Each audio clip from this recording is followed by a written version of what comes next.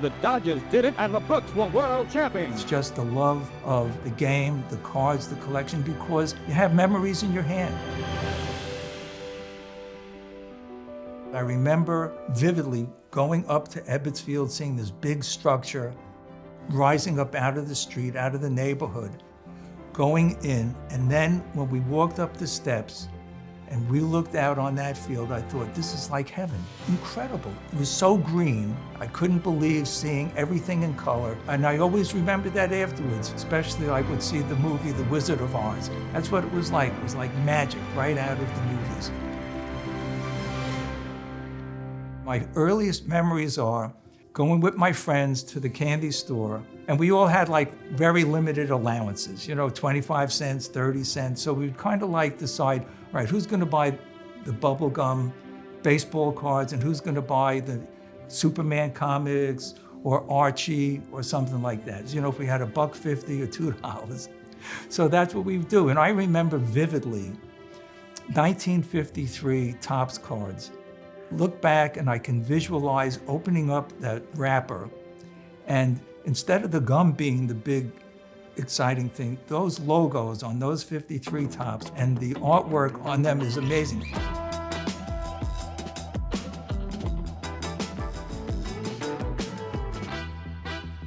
'55 Topps is my favorite set because the year they won the World Series and they really captured the players' faces. Duke Snider, number 210, 55 Topps PSA, this is an 8. It's one of my major goals is to get it 8.5 or a 9 if possible. I would have to take a second mortgage to get a 10, but I would probably really consider that.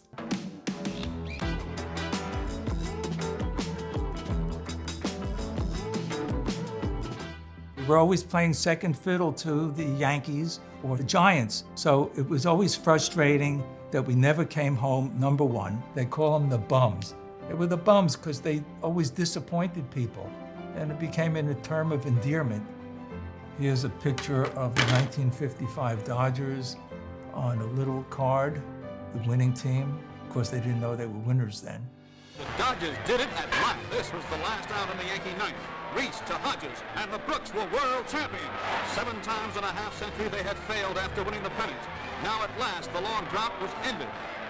I remember listening to this game from the first pitch, and it was unbelievable, and we're all yelling and screaming. It was really quite an afternoon listening to this over the radio, the static, having to really concentrate to listen. But as we got to that last inning, it was like the tension was amazing until they finally won, to finally be victorious over the Yankees of all teams. And I remember not too long ago seeing this incredible picture that I realized was the complete epitome of the '55 Dodgers, of why this team finally became the world champions on October 4th, 1955. This picture was taken on June 1st, 1955, against the Milwaukee Braves. The Dodgers won 11-8, and it was a game where Duke Snider hit 3 home runs, and then of course Jackie hit a home run, Pee Wee Reese hit a home run, and so did Roy Campanella that day. So if you look at this picture and the smiles on their faces, the genuine joy between players of different races coming together to make a really amazing victory of the ages. Now, my uncle, Jack, loved baseball, loved sports, so some of the Dodgers used to come to his delicatessen, and one thing led to another. So somehow in 1947, he decided when Jackie Robinson was going to be on the team, he went to the clubhouse and he was invited back every year for 5 years to get every new player that was signing on a new year a Dodger. Jackie Robinson signed this ball on the sweet spot, which is very rare. And all the other players up into 1952 are included on this ball. My uncle used to go there. He gave it to my older brother, and when my older brother passed away, it became mine. This ball has the name of all of the Brooklyn Dodger greats, and this is like the holy grail for me. And so this is very special treasure for the family.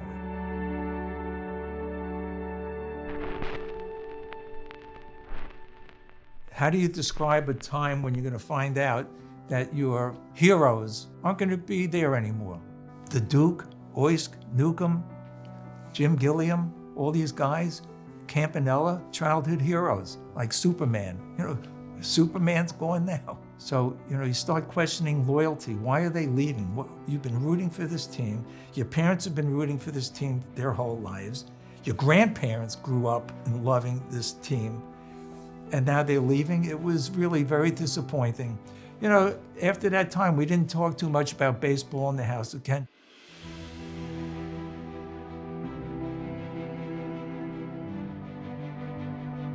This card is from 1887.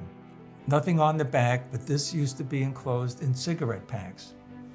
And I find it amazing, to hold something that's 138 years old in this condition. Somebody back then thought it was worthwhile keeping. Somebody like me. What brought me back to the Dodgers, I would say, when my son was going to sleepaway camp many years ago, and before he went to camp, my wife and I said, John, you want to get something before you go to camp, a toy or something? He said, oh no, Dad, I want to get some baseball cards. I hadn't thought of a baseball card in decades. So I said, you want to go get baseball cards? Come on, where are we going to go? So my wife and I figured out a place to go, went into the store. I couldn't believe my eyes. Trays and racks, all these showcases of old baseball cards. So my son is looking around.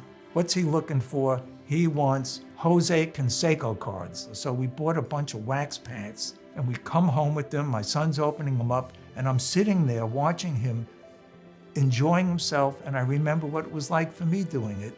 And that's when I went back to the store and I said, let me see what you have here, Brooklyn Dodger cards. And that was really the beginning. Brought me back to those days where I realized how much I loved the Brooklyn Dodgers and what they stood for and what they meant to my family. So I started buying all these cards. I was hooked. Didn't know where to start. So back in those days, there were no graded cards. Loved buying all the wax packs and making teams out of them. I have a whole basement full here. Remember, I used to spend hours putting these things together, reliving those Dodgers. It really made me feel young again.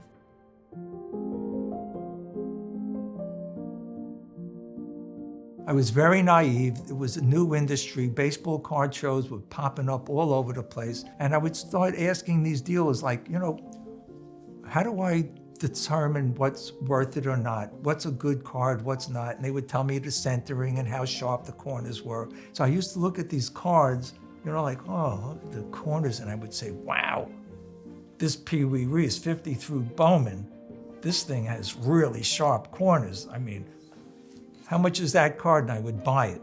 52 Top Snyder. Holy mackerel, this was beautiful. And I realized, I could send these cards in to get graded. So I must have sent 40 or 50 cards. I get back this big package a few weeks later. I was like, I couldn't wait to open up this damn thing, rip it apart, see what's in there. And I'm fumbling through it. My wife was with me. And I said, I can't wait to see what I got for this Pee Wee Reese card. And I get this thing, it says, counterfeit. And all the other cards were graded. I said, realize, oh my God, I can't believe how I was taken to the cleaners. I learned real fast. I wouldn't buy anything unless it was graded. It was too risky. But I became very competitive, and they started saying they're gonna now take all of these cards that people have graded, and they're gonna start a thing called the registry. So this is right up my alley. I always loved being able to compare my efforts to others, and I could see it became a phenomenon. Why protect history? Because it's part of our lives. It gives us significance. Be able to share it with children, grandchildren. Take a look what we grew up with. Look at what was happening. These cards will probably last forever in the way they package them and seal them. And it's something to share, and it's something that I love. It's all Brooklyn, where we came from.